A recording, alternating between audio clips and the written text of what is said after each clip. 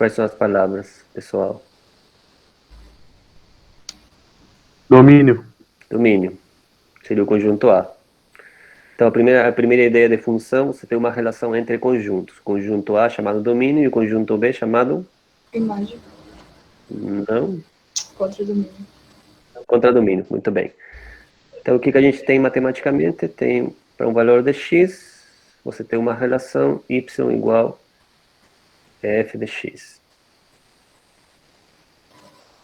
Então, basicamente, você tem que, para todo valor de x, você vai ter associado um valor de y. Então, se a gente pensar em termos de conjunto, você tem mais ou menos isso aqui. Conjunto A, conjunto B, você vai ter aqui um f, que seria a nossa função, e para cada elemento do domínio, você tem que ter associado um elemento aqui no contradomínio. Aí tem vários casos que a gente conversou em sala de aula, pode ser que todos os elementos do domínio estejam associados com o mesmo elemento aqui, por exemplo. Não vou falar só um caso agora, mas os outros casos já foram falados em sala de aula. Então, nesse caso, isso aqui é uma função, porque eu estou pegando todos os elementos do domínio e estou associando um único elemento no conjunto B. Esse elemento que está aqui, ele tem um nome. Qual que é o nome desse elemento?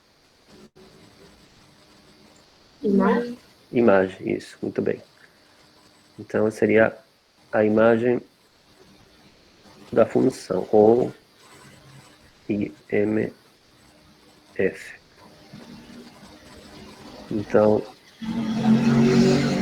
o A tem o domínio da função e o conjunto B é o contradomínio da função. O que acontece em geral é que o contradomínio a gente assume que tem um conjunto dos reais. O domínio depende da função. Certo? Aí também eu mostrei alguns exemplos para vocês sobre qual que é o domínio para cada função. Então agora eu não vou falar sobre isso. E tem uma outra coisa também que eu comentei com vocês, que é o negócio de fazer o gráfico de uma função. Então, basicamente, o gráfico de uma função, você vai ter alguma coisa assim. Geralmente, você faz um gráfico, o jeito mais simples, você faz com uma tabela. Você tem um valor para x, você vai ter associado um valor para y. Para cada valor de x, você vai ter associado um valor para y. E com isso, você monta a sua função. Então, isso aqui vai estar associado com o conceito de gráfico de uma função. Mas, em geral, a gente não vai fazer gráfico dessa forma. Em geral, tem jeitos melhores de fazer gráficos. E é por isso que eu falei para vocês sobre algumas funções básicas. Bom, quais foram as funções básicas que vocês lembram que a gente viu? Então, a função afim é alguma coisa do tipo ax mais b. Se o A era positivo, que coisa acontecia? A função era crescente. A função é crescente. Muito bem. Se o A era negativo, Decrescente. a função é decrescente. Muito bem. A função quadrática. Bom, a função quadrática é y igual a x quadrado mais bx mais c. Se o A era positivo, a função era côncava para cima. Se o A é negativo, a função é côncava para baixo. E aí tinha uma outra coisa que eu não vou explicar agora, se eu deixo para vocês, que tinha a ver com o delta. 3 possibilidades. Maior que zero, delta igual a zero e delta menor do que zero. Dependendo do valor de delta, acontecia alguma coisa com o eixo x. Isso aí deixo para vocês. Não vou falar agora sobre isso, já falei em sala de aula. Só para lembrar que é o seguinte, que vou passar dois casos. 1 sobre 2 elevado a x é 2 elevado a x. Quando a base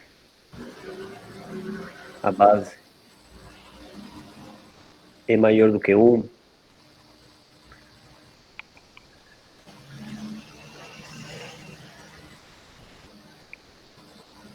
bom, aconteceu alguma coisa. A função é crescente. Quando a base ficava entre 0 e 1, a função é decrescente. A gente viu isso em sala de aula. Aqui acontece a mesma coisa.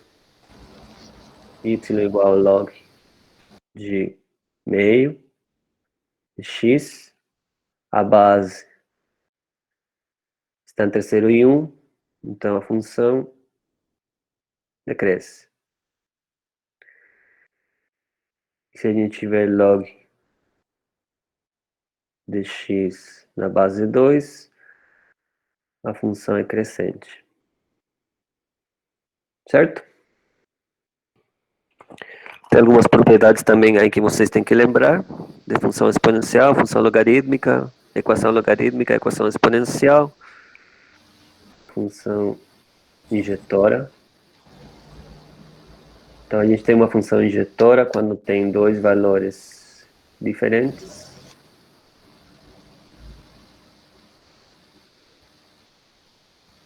Isso implica que você vai ter dois valores diferentes também aqui. Isso aqui vou chamar de y1. Isso aqui vou chamar de y2. O x1 e o x2, eles pertencem ao domínio da função. Então, a função injetora, você pega dois valores diferentes, isso implica que você vai ter duas imagens diferentes.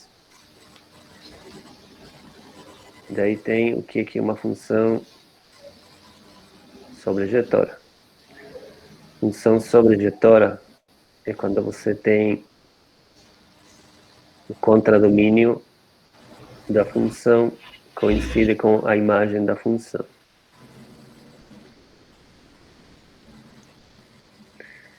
Se a função for injetora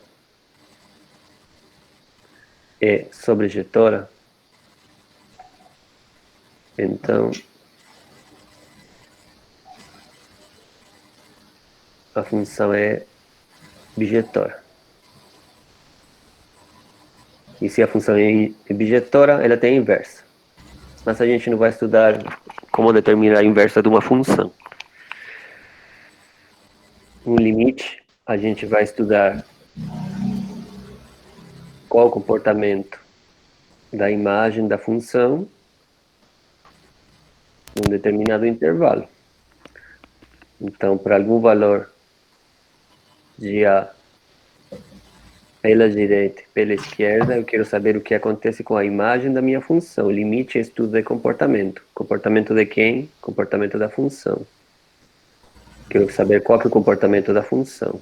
Qual que é o comportamento da imagem da função para um determinado valor de x. Mas aí, o que eu falei para vocês, lembrando um pouco da nossa história. Essa função aqui não é contínua. Eu não quero saber qual o valor de f de x quando ele é igual a A. Eu não quero saber isso. Eu quero saber isso aqui, que é o comportamento. Quando x se aproxima de A imagem da minha função, ela se aproxima de quem? Aqui no caso, estou representando isso com a letra L.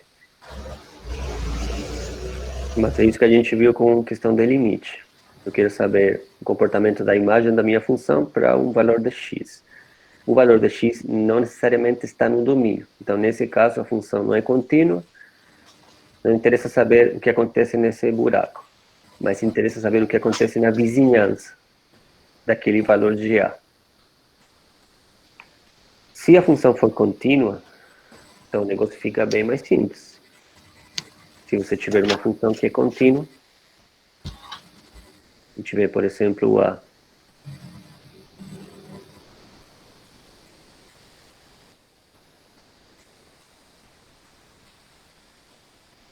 o que coisa você tem aqui? Você tem a mesma história. O limite de x se aproximando de A para um f de x vai ser igual a L. Mas nesse caso, como a função é contínua, basicamente isso aqui vai ser igual a fazer isso. Isso porque a função é contínua. Agora, o que eu comentei também com vocês, limites laterais. Pela direita, valores próximos, valores maiores do que A, mas bem próximos dele. Limite pela esquerda, valores próximos de A, valores menores do que A, mas bem próximos dele.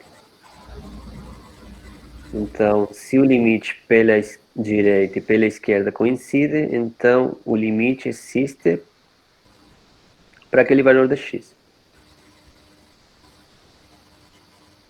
Mas se isso é independente, se a função ela é contínua ou não. Nesse caso, a função é contínua, então aqui fica fácil. Aqui você poderia ter feito um negócio somente avaliando. O f de A vai ser coincide com L. Mas na função de cima, a resposta não é a mesma. Aqui, por quê? Porque aqui o f de A não existe. Mas mesmo assim, o limite existe. O limite da função existe. Por quê? Porque se eu me aproximo pela direita ou pela esquerda, a função, a imagem tende ou se aproxima do valor L.